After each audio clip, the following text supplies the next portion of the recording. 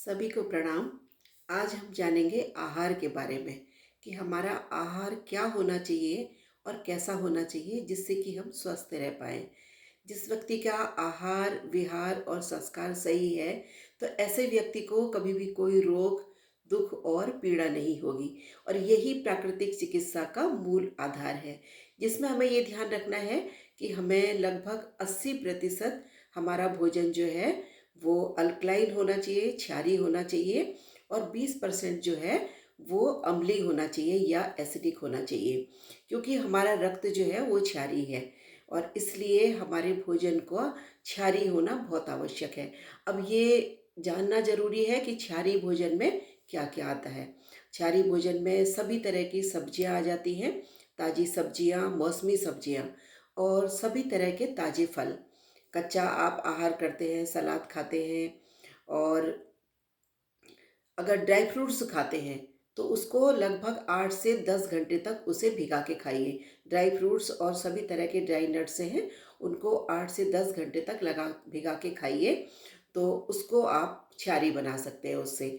उनमें कई तरह के पाचक तत्व जो होते हैं वो उपस्थित हो जाते हैं, मिल जाते हैं, जो उस भोजन को क्षारीय बना देते हैं। इसी तरह से गेहूँ है, गेहूँ को अगर हम अंकुरित करके खाते हैं, तो वो कई गुना ज़्यादा लाभदायक हो जाता है। अंकुरित अनाज किसी भी तरह का कोई खाते हैं, तो उसको अगर अंकुरित करके खाते हैं, तो उनमें बहुत सारे एंजाइम्स पैदा हो जाते हैं, जो हमारे भोजन को सुपाच्य बनाने के साथ-साथ कई तरह के रस छोड़ते हैं। पाचक रस जो हमारा शरीर नहीं बना पाता, वो भी उसमें पैदा हो जाते हैं और कई तरह के रोगों को नष्ट करने वाली क्षमताएँ उत्पन्न हो जाती हैं। तो अंकुरित अनाज हफ्ते में 1 दिन अवश्य लेना चाहिए। कोशिश कीजिए कि जिससे आपके शरीर को सारे पौष्टिक तत्व मिल जाएँ। सभी तरह की के अंकुरित अनाज जो हैं, वो आपके अल्कलाइन फूड में आते हैं, क्षारीय भोजन में आते हैं।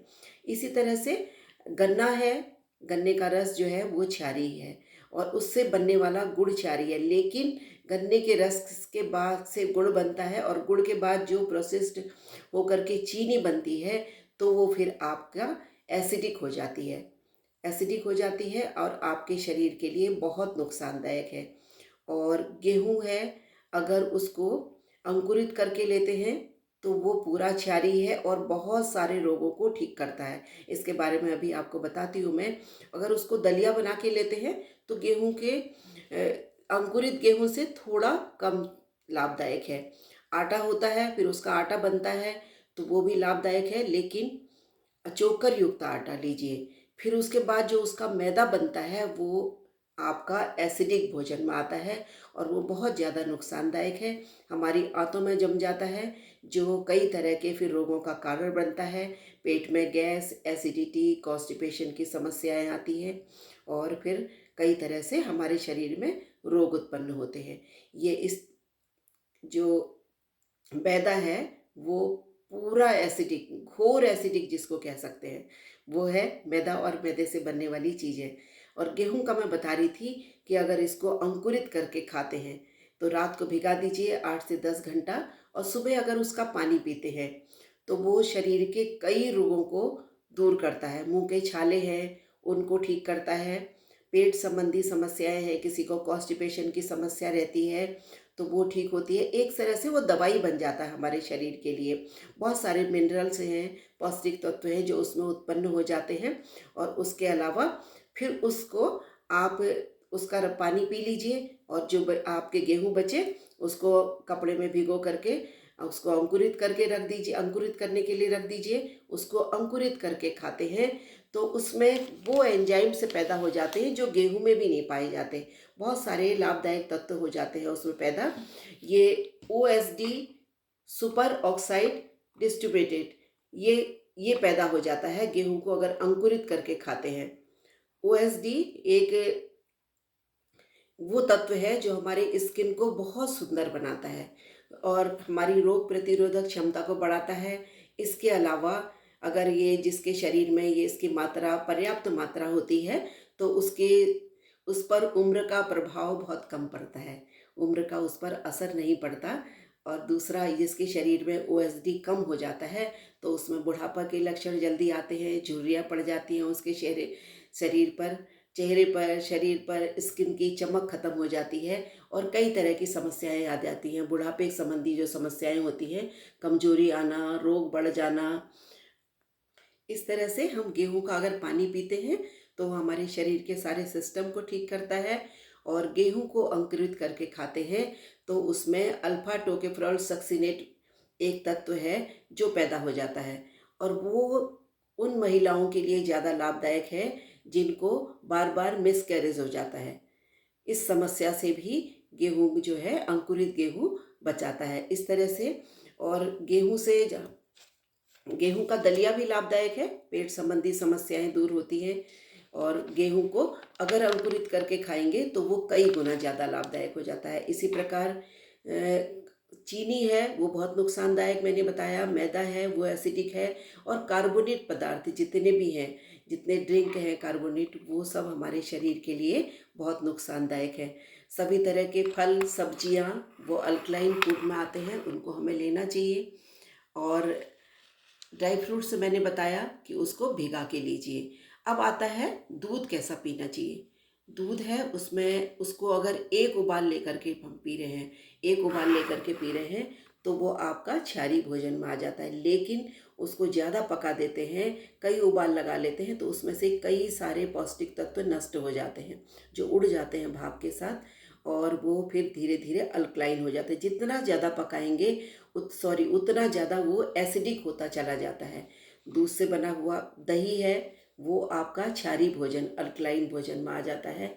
लेकिन उसका फिर पनीर बन जाता है, या उसका खोया बनाते हैं, उससे बनी हुई मिठाइयाँ हैं, वो सब आपके एसिडिक भोजन में आ जाते हैं। इसी तरह से सभी तरह का मोटा अनाज, छिलके युक्त, चोकर युक्त मोटा अनाज जो है वो हमारा अल्कलाइन फूड में आ जाता है, हमारा क्षारीय भोजन में आ जाता है। उनको खाइए, ज़रूरी नहीं है कि गेहूं चावल ही खाएं। अब चावल जो हम खाते हैं, पॉलिश्ड जो चावल खाते हैं वो एसिडिक है। चावल को कणयुक्त जो चावल होता है जिसकी भूसी नहीं निकली रहती है, वो आपका क्षारीय भोजन में आ जाता है, अल्कलाइन भोजन में आ जाता है, और वो कई सारे रोगों को भी ठीक करता है। वो कणयुक्त जो चावल होता है, बिना पॉलिश किया हुआ, वो डायबिटीज़ पेशेंट के लिए भी अच्छा है, और डायबिटीज़ पेशेंट उसे ले सकते हैं। वो डायबिटीज़ को भी कम करता है, मधुमेह को भी कम करता है। लेकिन जो पॉलिश वाला चावल खाते हैं तो एक तरह से समझ लीजिए कि जैसे मैदा खा रहे हैं, वही समझ लीजिए। उसको, चावल को पूरा कण युक्त करके खाएंगे तो आपके शरीर के रोगों को भी शरीर से कई तरह के रोगों को भी दूर करेगा। और उसमें बहुत ज़्यादा मात्रा में प्रोटीन भी होता है, प्रचुर मात्रा में विटामिन बी पाया जाता है, विटामिन ए पाया जाता है, विटामिन डी भी पाया जाता है, के भी पाया जाता है, जो हमारे शरीर के कई रोगों से हमें बचाता है और शरीर की कई आवश्यकताओं की पूर्ति करता है। इस तरह से अगर हम भोजन का ध्यान करके खाएं कि हमें कितना अल्कलाइन फूड खाना है और कितना एसिडिक खाना है, 80% हमको अल्कलाइन फूड खाना है और 20% एसिडिक भोजन करना है पूरे दिन में, इसका ध्यान रखेंगे तो हम स्वस्थ रहेंगे। और कई बार क्या होता है, पूरे रोगों को ठीक करने के लिए, कोई किसी रोग को ठीक करना है तो हमें 100% अल्कलाइन भोजन लेना चाहिए, जो पूरा क्षारीय भोजन है इसका ध्यान रख करके लेना चाहिए। तो फिर हम अपने शरीर के सारे रोगों को केवल भोजन से भी दूर कर सकते हैं। ये प्राकृतिक चिकित्सा का सिद्धांत है कि इससे हम रोगों को दूर कर सकते हैं। इस तरह से हमें ध्यान रखना है कि हमें क्या, कौन कौन सा भोजन करना है। कि जितना ज़्यादा हम कच्चा आहार खाएंगे, जितना प्रोसेस्ड फूड लेंगे तो वो उतना ज़्यादा नुकसानदायक है। जितना कच्चा आहार खाएंगे, फल सब्जियां कच्चे रूप में अगर खाते हैं या कम पका करके खाते हैं सामान्य तरीके से, तो वो हमारे शरीर के लिए लाभदायक है। क्योंकि बहुत ज़्यादा पकाने से क्या होता है, सब्जियों के, फलों के कुछ गुण नष्ट हो जाते हैं। जो भोजन के पाचन के लिए जो एंजाइम्स उनमें होते हैं वो नष्ट हो जाते हैं। अगर उसी रूप में फल को खाया जाए या सब्जियों को लिया जाए जो हम सैलेड वगैरह लेते हैं, तो वो हमारे शरीर के लिए लाभदायक है, हमें रोगों से भी बचाएंगे। और कई तरह के, अगर किसी भी तरह का कोई रोग हो गया तो हमारे रोगों को दूर करने के लिए भी लाभदायक है। ओम, सभी को प्रणाम।